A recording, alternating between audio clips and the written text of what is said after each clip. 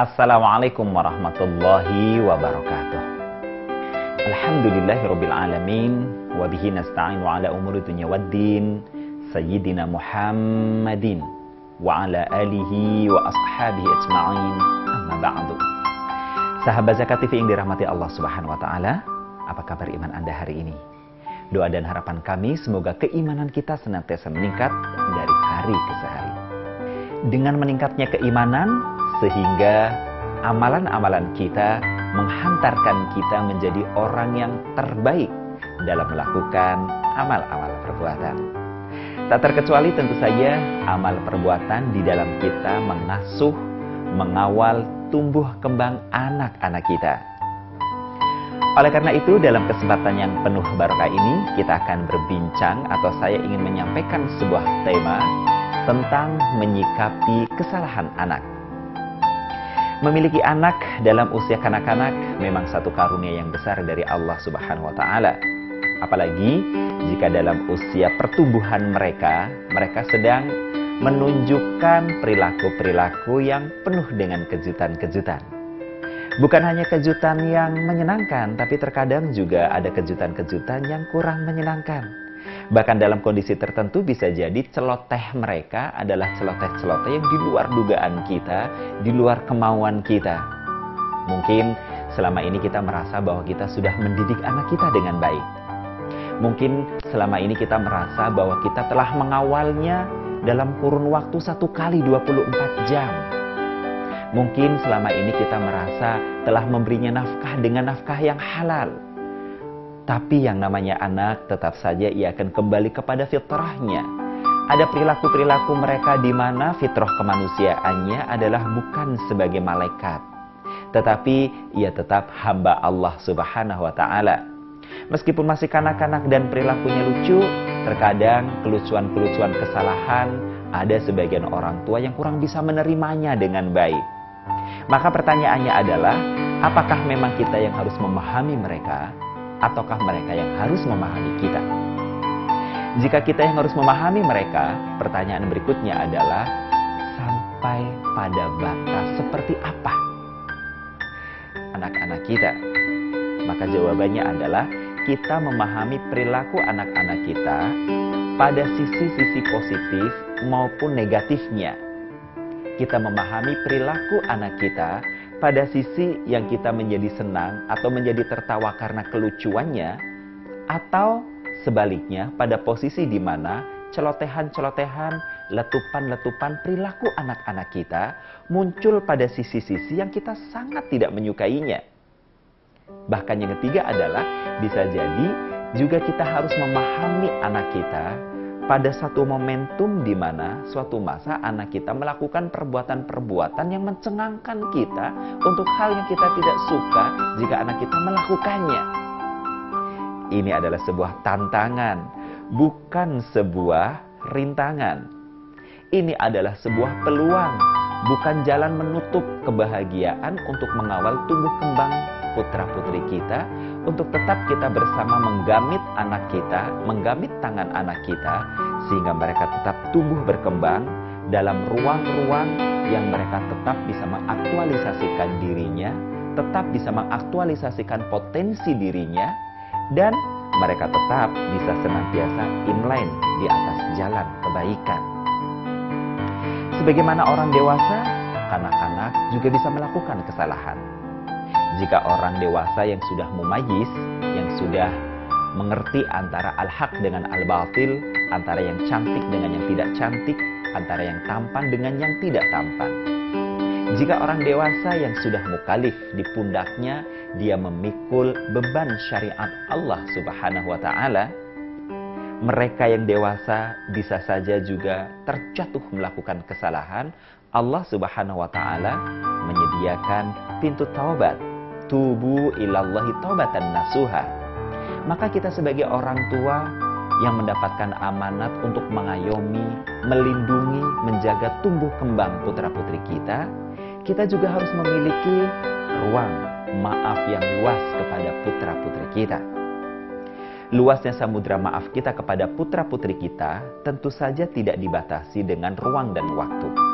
luasnya kemaafan kita terhadap kesalahan-kesalahan yang dilakukan oleh putra-putri kita tentu saja tidak dibatasi dengan satu momentum tertentu, melainkan kemaafan yang diiringi dengan pemahaman adalah sebuah media yang Allah Subhanahu wa Ta'ala hadirkan kepada kita, di mana kita senantiasa justru harusnya bisa banyak belajar dari setiap momentum-momentum yang terjadi pada putra-putri kita, pada satu peristiwa-peristiwa, pada satu letupan-letupan perilaku atau kata-kata putra-putri kita yang menurut kita tidak kita sukai atau menurut kita itu tidak baik dalam kacamata Allah Subhanahu wa Ta'ala.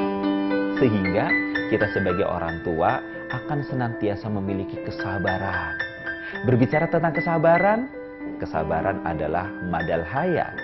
Demikian Ustadz Yusuf Kordowi mengingatkan kepada kita, kesabaran tidak dibatasi dengan adanya satu momentum tertentu. Kesabaran tidak dibatasi dengan adanya batas ruang waktu tertentu. Tetapi kesabaran adalah madal haya. Sabar mendampingi tumbuh kembang anak, sabar pula menghadapi kesalahan-kesalahan anak.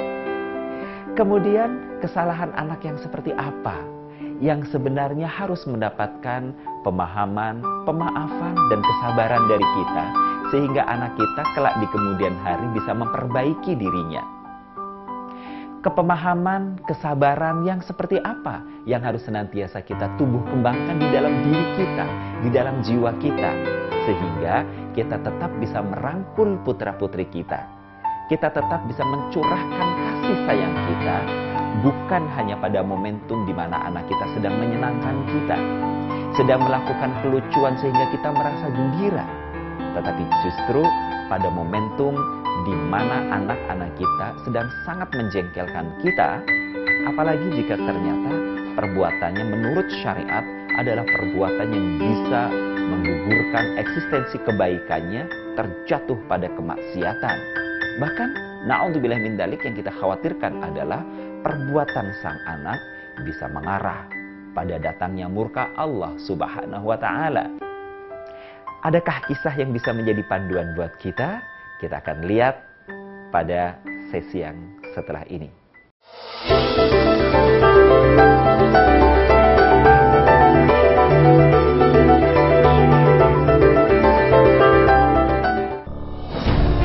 Ketika keindahan dunia merebak keselarasan, berbagi kemesraan.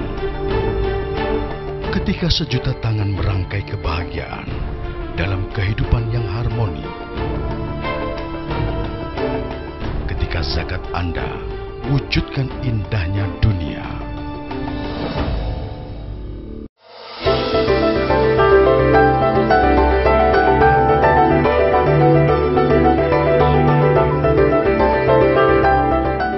Sahabat Zakat TV yang dirahmati Allah Subhanahu wa Ta'ala, pertanyaan tadi adalah, adakah teladan yang bisa kita jadikan pegangan, baik secara amal-amal duniawi maupun dalam kacamata syariat?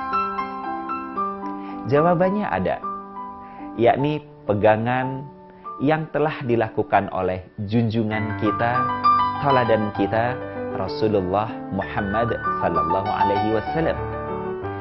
Beliau adalah sosok yang mendapatkan lisensi langsung dari Allah Subhanahu wa Ta'ala untuk kita jadikan sebagai teladan dalam kita menghadapi berbagai macam dinamika kehidupan, tak terkecuali dinamika mengawal, menjaga, menumbuh kembangkan perkembangan putra-putri kita. Bukankah Allah sendiri telah menegaskan, laqad kana lakum fi Rasulillahi uswatun hasanah. Sungguh telah ada pada diri Rasulullah sallallahu alaihi wasallam untukmu suri teladan yang baik. Inilah yang kita pegang. Sehingga kita bisa menengok bagaimana Rasulullah sallallahu alaihi wasallam mengajarkan kepada kita menyikapi kesalahan seorang anak.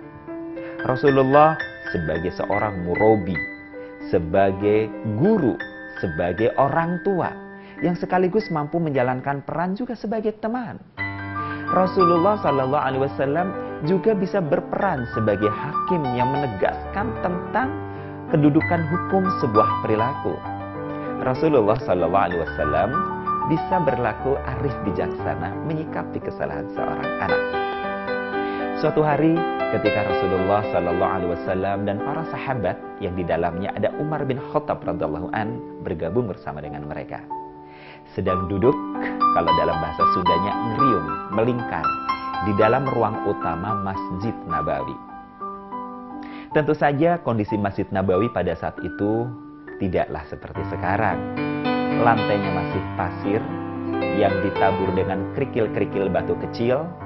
Kemudian tiang-tiangnya terbuat dari pahatan atau dari batang-batang pohon kurma. Sementara atapnya terbuat dari anyaman daun kurma. Kanan kirinya hanya ada pembatas yang sekedar membedakan mana wilayah dalam dan mana wilayah luar. Di tengah asyik mereka sedang bercengkrama, tiba-tiba datanglah seorang Arab Badui. Datang melintas kelompok orang yang sedang duduk di ruang utama menuju ke tempat pengimaman. Maka tentu saja sontak seluruh mata yang memandang terbengong menyaksikannya. Lebih terbengongnya lagi adalah yang dilakukan oleh si Badui ini. Begitu sampai di ruang pengimaman, Badui ini melepas tali celananya, mengeluarkan kemaluannya, kemudian ternyata dia buang air kecil di sana. Tentu saja sahabat Umar bin Khattab radhiyallahu an merasa terkaget-kaget, emosinya terpancing. Umar bangkit, bermaksud untuk mencegah perbuatan sang Badui. Tapi Rasulullah Sallallahu Alaihi Wasallam melakukan gerakan yang tak kalah sigapnya. Arah Umar menuju kepada sang Badui, gerakan tangannya yang bermaksud untuk menghentikan perbuatan sang Badui segera ditangkap oleh tangan Rasulullah Sallallahu Alaihi Wasallam, kemudian diturunkan. Umar pun semakin tidak mengerti dengan sikap Rasulullah Sallallahu Alaihi Wasallam, sehingga Umar bertanya, "Limata ya Rasulullah? Kenapa ya Rasulullah?" Maksudnya barangkali adalah saya bermaksud mencegah perbuatan kotor itu, mengotori ruang utama pesolatan kita itu. Tapi kenapa Rasulullah mencegahnya? Rasulullah tersenyum. Yang kemudian kalau diterjemahkan dalam bahasa kita hari ini, Rasulullah SAW justru mengingatkan kepada Umar, "Tidak ya Umar, kau lihat dia sedang kencing. Dia sedang melaksanakan hajatnya. Bahkan derasnya arus kencing sedang kuat-kuatnya. Jika kamu mencegahnya, kau akan mengagetkannya. Jika Badui ini kaget, maka air kencingnya justru akan tersiram kemana-mana, akan muncrat kemana-mana. Padahal kita tahu air kencing itu adalah najis." Meskipun dengan bahasa isyarat yang coba saya terjemahkan untuk kita hari ini, Umar memahami maksud baik Rasulullah Sallallahu Alaihi Wasallam. Maka Umar kemudian mengurungkan niatnya. Begitu Umar mengurungkan niatnya, keduanya menyaksikan apa yang sedang dilakukan oleh si Badui tadi. Begitu sang Badui selesai menjalankan hajatnya, melakukan aktivitasnya, dia pun kemudian menutup kembali celananya. Ketika dia berbalik, wajahnya bersih tatap dengan wajah Rasul Sallallahu Alaihi Wasallam. Rasulullah Sallallahu Alaihi Wasallam justru memanggilnya dengan santun, "Ta'ala ya gulam, kesini wahai anak laki." Begitu Badui itu mendekat, Rasulullah bertanya, "Apa yang habis kamu lakukan?" Badui itu dengan malu-malu dia mengatakan, "Kencing." "Oh, kau kencing? Di mana?" "Di situ," sambil menunjuk ke arah pengimaman. Rasulullah Sallallahu Alaihi Wasallam justru bertanya dengan kalimat yang berbeda. "Kau tahu di luar sana ada sumur?" "Iya, saya tahu," kata Badui. "Kalau begitu, kau datanglah ke sumur itu. Timba airnya dan bawalah kemari." Badui itu dengan muka yang merah padam karena meredam rasa malu, dia keluar dari masjid, dia menimba air, kemudian kembali menghadap ke Rasul Sallallahu Alaihi Wasallam. Kata Rasul Sallallahu Alaihi Wasallam, "Di mana tadi kau kencingnya?" "Yang di sudut sana." Kata Rasul, "Sekarang kau siramlah bekas air kencingmu yang di sudut sana itu dengan setimba air ini, ya." "Baik," kata si Badui. Badui ini pun kemudian datang ke pengimaman tepat pada titik di mana ia mengarahkan air kencingnya tadi, si Badui pun kemudian menyiramkan airnya. Selesai si Badui menyiramkan airnya, kemudian Rasulullah SAW tersenyum seraya kembali memberikan isyarat agar Badui itu mendekat kepadanya. Dan begitu si Badui mendekat kepada Rasulullah SAW, Rasulullah kembali bertanya, "Kau tahu tempat apa ini?" Dengan lugu dan jujur, Badui ini menjawab, "La a'rif, aku tidak tahu." "Oh, baiklah, sekarang saya kasih tahu. Tempat yang kau kencingi ini namanya musola, masjid, tempat di mana kaum muslimin bersujud menyembah Allah Subhanahu wa taala." Si Badui ini terbengong. Kemudian dia mengatakan, "Maafkan saya ya Rasulullah." Kata Rasulullah, "Ma fi su'al, tidak masalah, karena engkau tidak tahu. Besok jangan diulangi lagi." Maka demi mendengar jawaban Rasulullah SAW yang menenangkan hati itu, sang Badui pun dalam hadis riwayat Imam Ahmad, beliau mengatakan, "Ya Rabb, ya Allah, rahmatilah Rasulullah SAW dan saya." Bagaimanakah kelanjutan kisahnya? Kita akan simak bersama selepas yang berikut ini.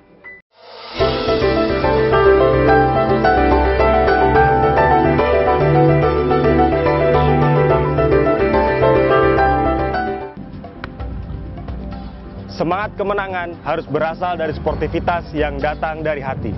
Saya Bawang Pamungkas, saya zakat di Dompet Duafa. Keluarga adalah sumber inspirasi saya. Kehangatannya datang dari hati. Saya Inneke Koesherawati, saya zakat Dompet Duafa. Berbagi memudahkan rezeki, karena datang dari hati. Saya Ipo Santosa, zakat di Dompet Duafa.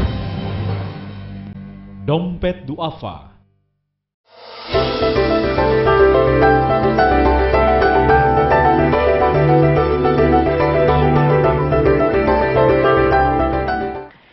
Sahabat Zakat TV yang dirahmati Allah Subhanahu wa taala, kembali bersama dengan saya dalam program Asmara, Amanah, Sakinah, Mawadah, Warahmah. Dan tema yang sedang kita perbincangkan kali ini adalah menyikapi kesalahan anak. Tadi sudah saya sebutkan di atas bahwa sang Badui dengan dia mendapatkan perlakuan yang baik dari Rasulullah SAW, dia berdoa, "Ya Allah, rahmatilah Rasulullah dan saya." Tetapi versi yang lain mengatakan, Badui ini kemudian berdoa, "Allahumarham Rasulullah SAW wa ana walalil ghairi." Ya Allah, rahmatilah Rasulullah SAW dan saya, yang lain tidak usah. Begitu lugunya sang Badui berdoa kepada Allah Subhanahu wa taala. Dan dalam kisah ini pun kemudian si Badui pergi meninggalkan majelis. Rasulullah melepasnya dengan senyuman, dan sang Badui pun pergi meninggalkan masjid dengan hati yang lapang. Apa hikmah sebenarnya yang bisa kita ambil dari sikap Rasulullah SAW dalam menghadapi kesalahan seorang anak? Yang pertama, seperti yang sudah saya sebutkan di atas tadi, bahwasanya anak kita, apalagi yang masih dalam masa tumbuh kembang, memang banyak tingkah pola yang isinya bisa jadi kejutan-kejutan. Bervariasi, mulai dari hal yang menyenangkan kita, sampai pada hal yang membuat kita tertawa karena kelucuannya, bahkan sampai pada hal yang tidak terduga oleh kita, yang bisa jadi letupan itu membuat kita sangat jengkel dibuatnya, yakni tentang sebuah kesalahan. Bukan sekedar kesalahan, bahkan bisa jadi kesalahan itu implikasinya sampai pada pelanggaran syariat Allah Subhanahu wa taala. Ternyata Rasulullah SAW mampu menyikapi dengan baik, dan inilah yang menjadi pembelajaran buat kita.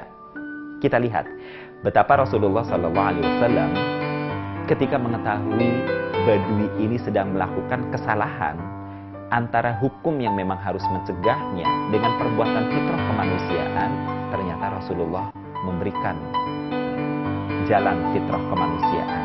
Wujudnya adalah dibiarkan Badui itu menuntaskan pekerjaannya meskipun jelas itu kesalahan. Kenapa Rasulullah SAW membiarkan? Apakah Rasulullah SAW tidak komitmen dan konsisten untuk menegakkan sebuah hukum? Ternyata dalam logika psikologi kebaikan, Rasulullah SAW justru akan memasukkan sebuah hukum yang begitu tegas, yang begitu baik nanti di belakangnya. Maka setelah selesai si badui ini melaksanakan hajatnya, Rasulullah SAW hanya ingin mempertegas dengan satu pertanyaan, kamu habis apa? Badui ini tuh akhirnya menjawab, habis kencing. Ternyata ketika mengaku habis kencing dengan muka merah padam karena merasa malu yang luar biasa, yang bisa jadi mentalitasnya saat itu sedang down, Rasulullah SAW menutupi rasa malunya, sehingga mentalitasnya sedang dalam keadaan down, perlahan bangkit, apalagi Rasulullah SAW memalingkan persoalan dari persoalan sesungguhnya, yakni kalau lihat sumur di sana, pergilah ke sana, timbalah airnya.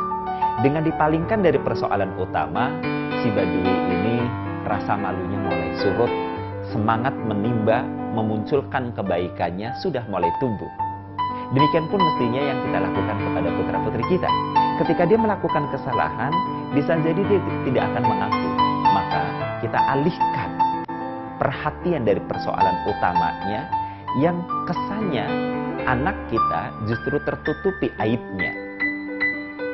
Dan kita lihat dalam keadaan down, ternyata mental seseorang dalam keadaan terkunci. Kita menyebutnya orang itu mengalami mental block. Anak kita yang melakukan kesalahan pasti dalam kondisi mental block. Mentalnya terkunci. Sehingga perkataan kayak apapun, baik seperti apapun, bisa jadi akan sulit untuk diterimanya. Kita lihat bagaimana Rasulullah SAW membuka mental block seorang anak yang telah melakukan kesalahan. Rasulullah menutupinya, tidak lagi menyebut-nyebutnya, mengungkit-ungkit persoalan utamanya, dipalingkan, dan kemudian berbicara tentang instruksi. Menginstruksikan nilai-nilai kebaikan yang memang harus dilakukan oleh seorang anak harus dalam keadaan mentalnya terbuka kembali. Maka buka gemboknya dengan penguncinya. Setelah mentalitasnya terbuka, barulah Rasulullah SAW memerintahkan dengan sangat tartil, step by step. Kau lihat, di luar sana ada sumur, ambil airnya, bawa kemari. Sepenggal kalimat ini memudahkan mental yang sedang mengalami blok itu bisa menangkapnya dengan baik. Simple, singkat, padat, jelas. Lalu itu mengambil. Setelah diambil, dibawa ke hadapan Rasulullah SAW. Tahapan berikutnya baru Nabi menyebutkan, di titik mana, di lokasi mana tadi kau kencing, siramkan di atasnya. Itu dijalankan dengan baik. Setelah dijalankan dengan baik, Rasulullah memberikan isyarat, kemari, sini. Di sini ada ibroh atau hikmah bahwa Rasulullah SAW tetap merangkul psikologi anak. Dengan psikologinya sudah merasa terangkul, sudah merasa dekat hatinya, maka ketika diberi isyarat mendekat, anak ini pun mendekat. Begitu mendekat, barulah pesan berikutnya disampaikan, diawali dengan sebuah pertanyaan.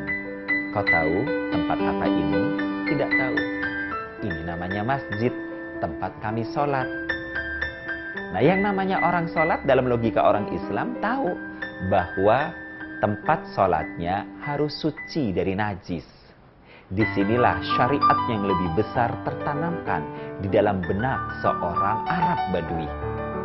Wajar kalau kemudian sang Arab Badui ini mendoakan rahmat Allah untuk Rasulullah SAW dan juga untuk dirinya. Tapi namanya Arab Badui. Logika kita hari ini mengatakan pola berpikirnya sangat sederhana. Barangkali bahkan juga tidak sistematis. Demikian pula sebenarnya dengan otak anak kita. Bisa jadi pada satu sisi tertentu dia bisa menerima. Bisa jadi pada satu sisi tertentu dia mau menjalankan apa yang kita serukan. Tapi jangan harap tuntas 100% pada saat itu. Buktinya, si Badui ini pada versi hadis yang kedua, dia berdoa kepada Allah, ya Allah, rahmatilah Rasulullah SAW dan saya, bukan yang lainnya. Artinya masih ada perasaan kesal seorang Badui ini kepada sikap yang diambil oleh Umar bin Khattab radhiyallahu an. Padahal Umar batal, urung mencegah perbuatannya.